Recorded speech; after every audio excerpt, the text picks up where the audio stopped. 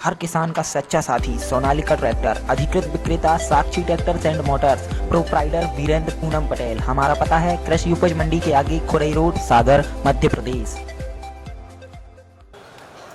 पहले आंदोलन में हम लोग कहते थे, आज कानून के समर्थन में नर्मदे मंच पर उपस्थित।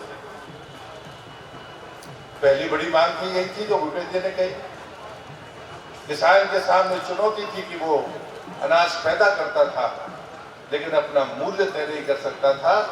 इस कानून ने वो अधिकार किसान को दिया तो लोगों के पेट में बेचैनी हो रही। मैं उनसे पूछना चाहता हूं, हम कहते थे कि हमारी तुलाई कम हो रही है, मंडी में लूट हो रही है, उस पर अंकुश लगा, तब लोगों को तकलीफ हो रही है। जब किसान इस बात को कहता था कि हमारे बच्चे क्या करेंगे, एक समय किसानी घाटे का सौदा था। आज भी सरकार नहीं मानती, हम कभी ये दावा नहीं करते कि किसान को हमने बहुत कुछ दे दिया, लेकिन ये दावा हम जरूर करते हैं कि मोदी जी के अलावा कोई देश का प्रधानमंत्री नहीं हुआ जिसने किसान के खाते में पैसे पहुंचाए हो, वो सिर्फ और सिर्फ नरेंद्र मोदी। खाद की कमी इस राज्य में और इस देश में, जिस पर लाठीचार्ज होते थे, गोलियां चलती थी, ट्रेनें लूट ली जाती थी, नीम कोटेड यूरिया पैदा करके उस पूरी समस्या का स्थायी निदान कर दिया। ये करने वाले कोई है तो वो नरेंद्र मोदी है। मुझे लगता है कि जिस आंदोलन की बात हो रही है, भार्गव जी ठीक कह रहे थे, कूटनीति की परिभाषाओं में एक परिभाषा ये भी है कि आदमी की उम्र नहीं देखो, उसकी जन्मगांठ देखो। मैं संख्या में जाना नहीं चाहता कि वो कितने हैं, वो मुट्ठी भर है या बड़ी तादाद में है, लेकिन ये आंदोलन पैदा हुआ है तो पंजाब से पैदा हुआ है। कांग्रेस मुक्त नहीं हो सकती सालों तक। आपके मुख्यमंत्री हैं, जो पंजाब की मंडियों में लूट है, वो लूट एक राजनीतिक गिरोह की तरह काम करती है। ये सच्चाई है। उस मंडियों की लूट में कौन लोग शामिल? 48,000 वहां बिचौलिए रजिस्टर्ड है। पंजाब के उस मंडी के कानून में उस बिचौलियों को हक दिया गया है। तो मध्य प्रदेश में क्या हुआ, जो भार्गव जी ने कहा, उसको दोहराना नहीं चाहता। झगड़ा यहां पर है। देखो कौन लोग हैं जो आंदोलन कर रहे हैं। राजनीतिक पार्टियां वोट से हमको नहीं हरा सकी, ये सच्चाई है, लेकिन हम सबको ये तय करना पड़ेगा, जरा आंकड़े हमारे पास में होने चाहिए।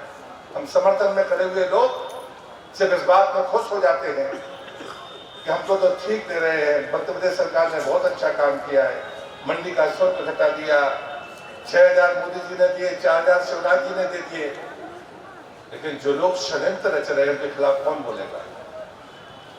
आपको दिल्ली जाने की जरूरत नहीं, लेकिन सागर की धरती से ललकार जानी चाहिए कि हम मोदी के साथ हैं, हम इस कानून के साथ हैं। इस विपरीत मौसम में हम इसलिए खड़े हैं। आप मुआवजे की बात करिए, बीमा की बात करिए, कब बीमा शुरू हुआ? किसान को मिलने वाली सहूलियत और उसकी होने वाली लूट को बचाने का काम जब भी हुआ तो भारतीय जनता पार्टी की सरकार में हुआ। चाहे सध्या अटल बिहारी वाजपेयी जी रहे हो और चाहे आज वर्तमान में मोदी जी हैं, कोई दूसरी सरकार पर कोई उपलब्धियां गिनाना चाहे तो मैं इस मंच से कांग्रेस के नेताओं को चुनौती देता हूं, तुम्हारा तो ईमान नहीं बचा। जो कागज में संसद के पटल पर कानून लेकर आए थे, वो कानून अगर मोदी जी ने पास कर दिया तो तुम्हें आपत्ति है? आजकल राहुल गांधी दिखते हैं, जब उस बिल को पास कर रहे थे तब राहुल गांधी संसद के भीतर नहीं थे, इतने किसान के हिमायती हैं। उस समय विदेश की धरती पे नहीं थे। जब कानून पास हो रहा था तब आप बहस करते, तब आप उसमें कमियां बताते। पंजाब की प्रदेश सरकार ने कानून लागू नहीं किया। ये कानून अनिवार्य रूप से नहीं है, जिस राज्य सरकार को मानना है तो माने, ना मानना हो तो ना माने। जिस राज्य के किसान आंदोलन कर रहे हैं उस पंजाब में कानून लागू नहीं है, आपत्ति किस बात पर? मध्य प्रदेश में कानून लागू था, इसलिए किसी ने लूट की किसान के साथ उसको जेल जाना पड़ा। भूपेंद्र जी ने आपके सामने बताया है, ये है उस कानून की ताकत। लेकिन आप मानना नहीं चाहते, तो बड़ा सामान्य सा चुटकुला जो हम सब सुनते रहते हैं। गांव में दो लोगों में विवाद हो गया, एक ने कहा कि गाय के 4 पैर होते हैं, एक ने कहा कि गाय के 5 पैर होते हैं, हार जाएंगे तो तुम अपनी जमीन दे देंगे। बड़ी बहस चली, बाकी लोग इकट्ठे हो गए। एक ने कहा कि 4 होते हैं, उसने कहा नहीं 5 ही होते हैं। तय हुआ कि भाई कल बैठेंगे, गांव इकट्ठा होगा, गांव की पंचायत होगी। तो जो 5 कह रहा था कि गाय के 5 पैर होते हैं, उसकी पत्नी ने कहा कैसे मूर्ख हो, कल पूरा गांव कहेगा कि 4 ही पैर होते हैं, तब तो जमीन भी जाएगी और बदनामी और बेइज्जती भी बहुत होगी। उसने कहा कि जब मैं मानूंगा तब तो 4 पैर होंगे। ये स्थिति है इस किसान आंदोलन। हमने भी किसान आंदोलन किए हैं और पर्याप्त मात्रा में संख्या रही है, हमने सरकारों के खिलाफ खड़े होकर किसानों के आंदोलन किए हैं। मैं कांग्रेस के मित्रों से कहना चाहता हूं, विरोध के लिए विरोध के पाप से मुक्त होइए, वरना बचे कुछ अस्तित्व पर भी संकट आपके ऊपर आएगा। यही किसान आपको जवाब देगा।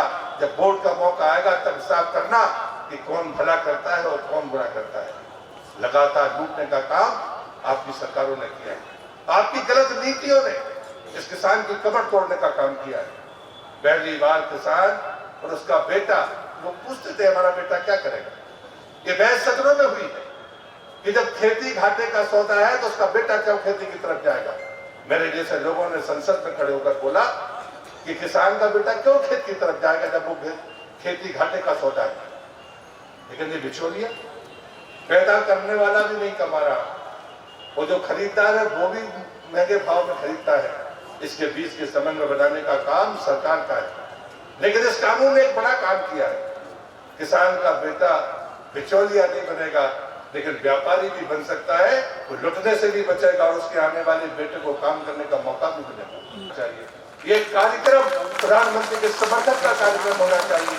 हम किसी का विरोध करने के लिए नहीं आए, लेकिन हम ये कहने के लिए जरूर आए हैं कि तर्क के साथ जीने की बात करो। अगर आपके मन में सच्चाई है तो फिर विनम्रता भी होनी चाहिए, फिर हिंसा को कोई स्थान नहीं होना चाहिए। सरकार ने पहले दिन ही कहा था, आप कल्पना करिए राष्ट्रीय राजमार्ग 20 दिन से रुका हुआ है, उस समय तो संख्या 10,000 भी नहीं थी। अगर दिल्ली की पुलिस चाहती या भारत सरकार चाहती तो रोड को 24 घंटे में क्या 2 घंटे के भीतर खाली करा सकती थी। लेकिन ये बात साबित करना था कि ये आंदोलन सिर्फ राजनीति से प्रेरित है। ये आंदोलन सिर्फ मोदी जी की छवि को बिगाड़ने के लिए है। ये आंदोलन किसान को गुमराह और डराने के लिए है। और भारतीय जनता पार्टी ने तय किया है ये कानून किसान के हित का कानून है, किसी दबाव में ये वापस नहीं होगा।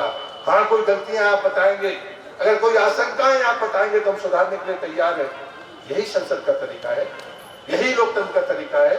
लागू होने दीजिए, लागू होने में कोई समस्याएं आएंगी, हम उसे सुधारने के लिए तैयार है। सागर एक्सप्रेस न्यूज की वीडियो अगर आप YouTube पे देख रहे हैं तो उसे सब्सक्राइब कीजिए, और अगर यही वीडियो आप Facebook पे देख रहे हैं तो उन्हें लाइक कीजिए, और अगर आप कमेंट लिखना चाहते तो कमेंट भी लिखिए। और आपका दिन शुभ हो, मंगलमय हो, यही हम ईश्वर से प्रार्थना करते हैं। नमस्कार।